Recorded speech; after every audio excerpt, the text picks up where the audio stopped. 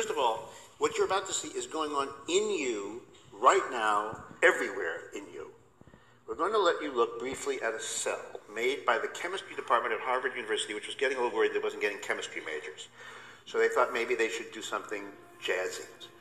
So this is basically what's going on in your cells right now. These are different fibers assembling, disassembling your cells. This is a molecular machine that walks around in your cells right now. It's called a kinesin and transports things. So for example, when things want to move around your cells, they don't just float around randomly. They actually actively moved around with little machines, little robots, nanobots that power your cells. What you see here is actually an amazing machine coming out of these little pores, which actually assembles other machines. This is like the factory floor of your cells. It's called a ribosome. It reads your RNA. RNA is, comes from the DNA, it's translated into RNA, and then it basically gets read out by these ribosomes, and they make new machines which then do other things. So there's all kinds of machines in your cells, things that rotate, things that walk, things that make other machines, things that read RNA, things that copy DNA, that open, Let's look at this shuffle again things while around. we talk about it.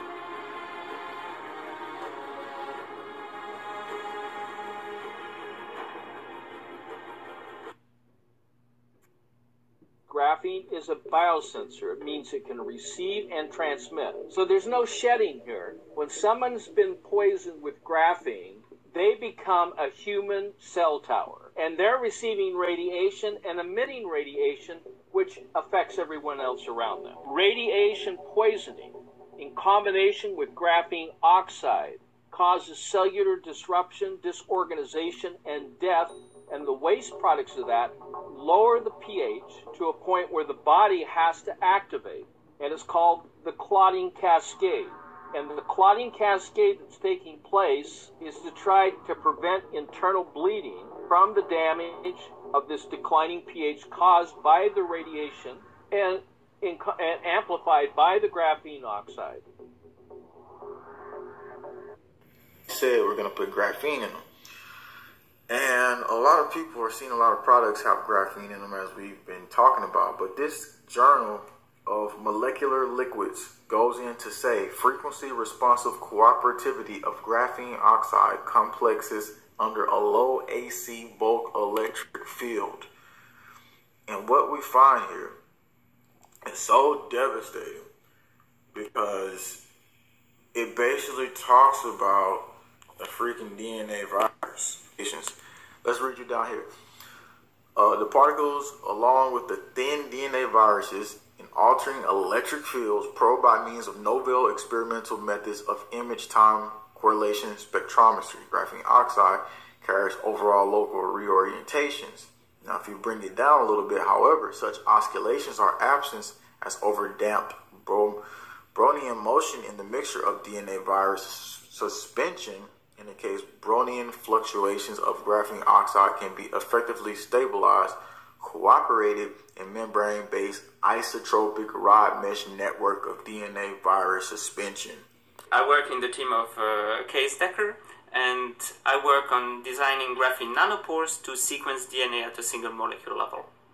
So the idea of DNA sequencing is to read the content of your gene. Are you stuck in a job that undervalues you? And what you want is a recorder that can read the sequence of your DNA, but for that you need a recorder that is not bigger than the size of a single base. So we are using graphene because graphene is only 1 atom thin. So we are really doing high technology with very simple methods. So we take a piece of graphite here, we put the graphite onto the scotch tape, we extrude it once, we take a silicon wafer here, in which that we bring into contact with the graphene, we press hard, we end up with a piece of wafer that somewhere has a graphene layer. And then we'll bring that chip to a transmission electron microscope to burn a nanopore into it. So then we take this chip, we flow on both sides a buffer, and on one side we inject the DNA molecule, and that's what we can record. There are still a few challenges to overcome, but all the technology I mentioned is in the size of this little chip here that could be used by a physician in his office to sequence the DNA of one of his patients. few minutes rather than a few days. Seizures and epileptic patients, but let's say you have graphene in you. Well, at that point, you don't need to be epileptic because you already are highly more conductive because of this impermeated magnetic technology in you. And we're going to go into it here in just a second, talking about graphene oxide on the brain. And we're going to go into this effects that they found and what it triggers. So let's say the graphene oxide was in your brain. This graphene for people, targeting people that basically have some type of health issue. So let's say it's in your brain and it's at a super high amount and the solar flare hits. The solar flare hits, and then at that point, some people have electromagnetic, what they call seizure, basically. Because of so much magnetic technology in them, it causes them to basically not be able to withstand the magnetic shock waves that will be felt. But obviously, we're going to talk about how to detox that as well and talk about other methods we can use. In this study, though, that it talks about the effects of graphene oxide. Let's say you survived it anyway. Let's say you survived the event, and you had some other strange things going on. We got a study talking about that. And another thing is that ties into this is that graphene itself harvests energy from storms. Here's a study talking about how the solar panels do it. Synapses in the central nervous system relay signals among neurons. Changes in synapse, which are known as synaptic plasticity, are crucial to learning and laying down new memories. This phenomenon is implicated in anxiety and disorders like dementia. When under stress, neurons in the part of the brain respond in a hyper-excited manner, leading to adverse memories and post-traumatic stress disorder. And this is the study talking about. So let's look at what the graphene basically has been permeating inside of this rat. What is it impermeating itself around? And check this out. To me, it looks like maybe it's closer to veins as we see these small little stringy lines. Humus is a valuable component of good soils, and humic acid can be defined as a complex mixture of organic acids produced by the decomposition of vegetable or animal matter. Humic acid tends to be higher in soils with lots of organic matter breaking down over time. Researchers from China decided to test how effective it was at reducing the environmental toxicity of a substance called graphene oxide, or GO for short. It turns out that in recent years, graphene oxide's wide production and application have inevitably caused its release into the aquatic ecosystem. In one study, they found that humic acid significantly relieved phytotoxicity in wheat roots caused by graphene, apparently in part by reducing the aggregation of graphene and also by enhancing the storage of it in something called vacuoles. They suggest the innovative concept that humic acid acts as a natural antidote to graphene in vivo, or in other words, within a living organism. Firstly, graphene is soft and extremely flexible, they say. It behaves like an electronic skin that enables perfect brain surface contact. Moreover, graphene leads to miniaturized brain sensors with cell-like size up to 40,000 times smaller than platinum-based sensors. This is less invasive and avoids unwanted side effects, they say. Finally, graphene interfaces are easily coupled with modern electronics, and this is how they can just touch a switch, look at your brain, check out everything that's going on, because they want that. This is how they can just touch a switch, look at your brain, check out everything that's going on, because they want electronics. And this is how they can just touch a switch, look at your brain, check out everything that's going on, because they want that. They want live time action. And so everything that's going on, because they want that. They want live time action. Your brain, check out everything that's going on, because they want that. They want live time action. And so they wanted to be able to internally basically discover certain things about us and look at our electronic signature, and then they can harvest it. Energy. It drives our modern lives. It gives us the ability to create, to solve, and to prosper. But as we grow, the demand for energy increases.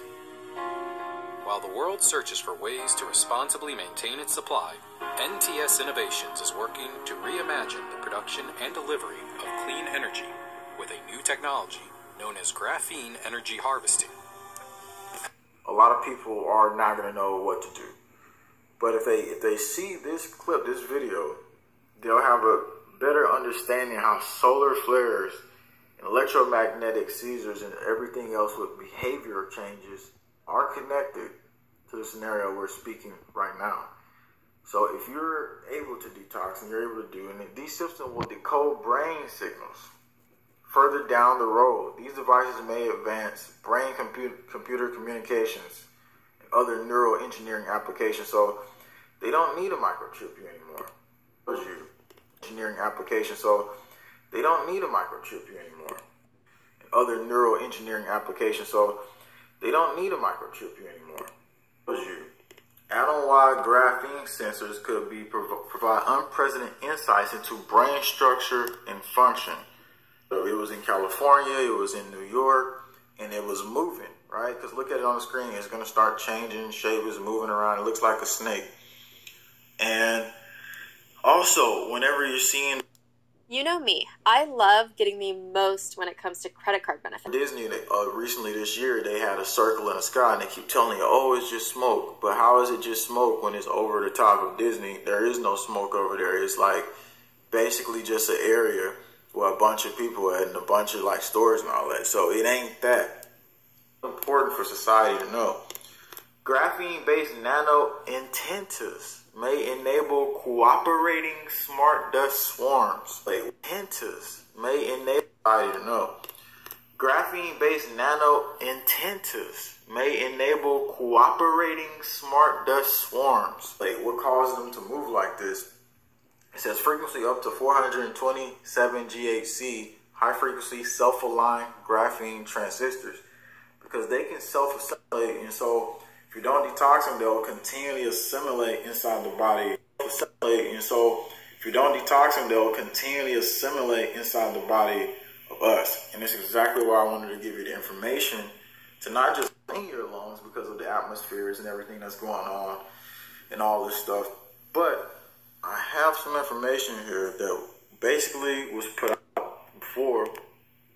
The information here that basically was put out before goes in the research on how to black that part out because it's talked about and it was injected with, you know what.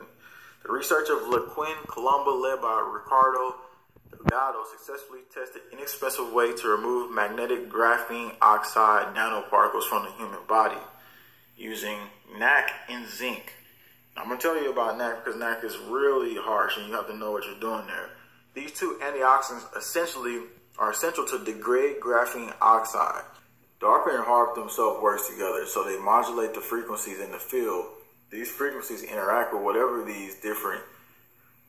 And the other part is, I just kind of lost what I was going to say because I just remember something even crazier than everything else. Cell communication and disease transmission. The new technology dubbed acoustic nanoscale separation via wave pillar excitation resonance. Answer for short, not only... Bow down when the God's around. Wish death upon me.